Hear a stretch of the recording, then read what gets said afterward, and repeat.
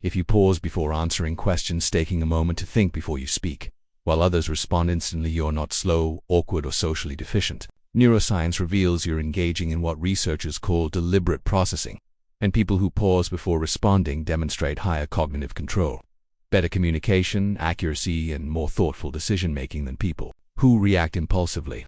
Let's talk about something that makes you feel inadequate in conversations. When someone asks you a question, you don't answer immediately. You pause, you think, you process, you consider your response. This pause might only be a few seconds, but in fast-paced conversation, it feels like an eternity.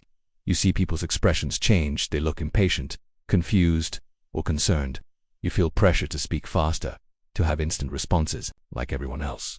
In meetings, someone else jumps in before you've finished thinking. In social situations, the conversation moves on while you're still formulating your answer. People sometimes ask if you're okay, or they assume you don't know the answer. But here's what psychology and neuroscience reveal. Your pause isn't slowness or social dysfunction.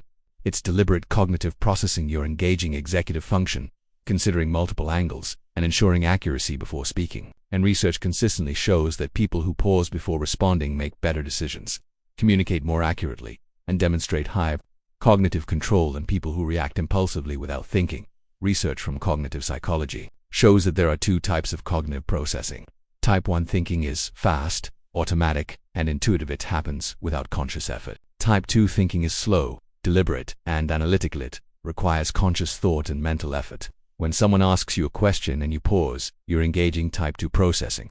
You're not just blurting out the first thing that comes to mind. You're analyzing the question, considering context, evaluating possible responses, and choosing the most accurate or appropriate answer. Studies show that type 2 thinkers make fewer errors, have more nuanced understanding, and produce higher quality responses than type 1 thinkers who respond reflexively. Here's what's happening neurologically when you pause. Brain imaging studies show that deliberate thinking activates the prefrontal cortex, the brain region responsible for executive function, planning, and self-control. When you pause before responding, you're giving your prefrontal cortex time to do its job, inhibiting impulsive responses, considering consequences, accessing relevant information from memory, and constructing a thoughtful answer.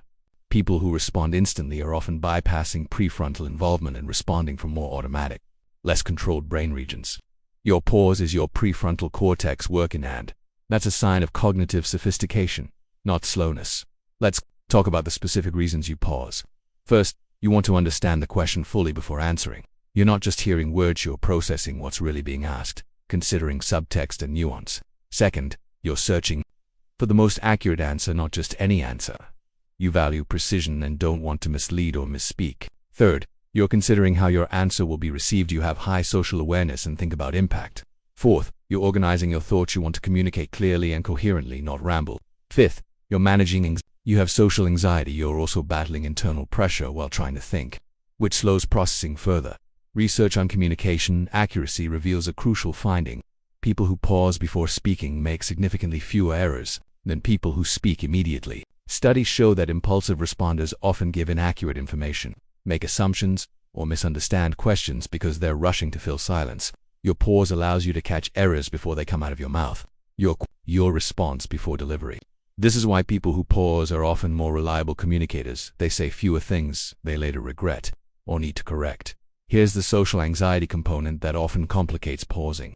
If you have social anxiety, the pause becomes torture because you're hyper-aware of it. You're thinking, and you're anxious about how long you're taking, and you're worried about what they're thinking while you pause. And this anxiety is using cognitive resources you need for actual thinking. Research shows that social anxiety impairs working memory and processing speed during social situations. Your pause might be longer than it would be if you weren't anxious. But the pause itself isn't the problem. The anxiety about the pause is what makes it feel unbearable. Research on introverts reveals that they typically need more processing time than extroverts. Introverts process information deeply and thoroughly, which takes time.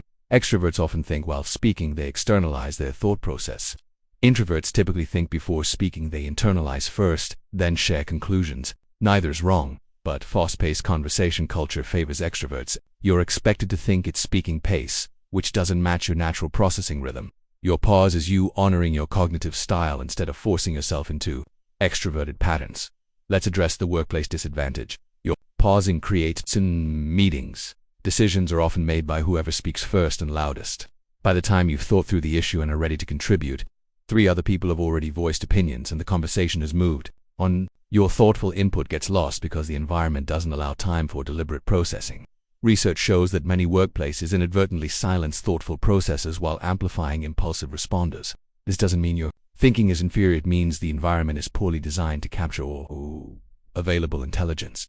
Here's the decision-making research that validates your approach. Studies consistently show that people who pause before making decisions, who engage deliberate thinking rather than gut instinct to make better long-term decisions. Fast decisions often rely on cognitive biases, incomplete information, and emotional reactionness. Slow decisions allow for bias correction, information gathering, and emotional regulation. Your tendency to pause before responding in decisions isn't indecisive. Research on cognitive biases shows that the antidote to most biases is slowing down and thinking deliberately. Research on conversation dynamics reveals that silence is uncomfortable for most people. Studies show that even brief pauses of 3-4 seconds create social discomfort. People rush to fill silence because it feels awkward. When you pause, you're violating this unspoken social rule against silence. Other people's impatience or concern isn't about your intelligence, it's about their discomfort with silence. You're asking them to tolerate a few seconds of quiet while you think, which shouldn't be a big ask but culturally feels like one. Let's talk about the quality versus speed trade-off. You could respond faster if you were willing to sacrifice quality. You could blurt out surface-level responses, give partially accurate information, or speak without fully thinking things through.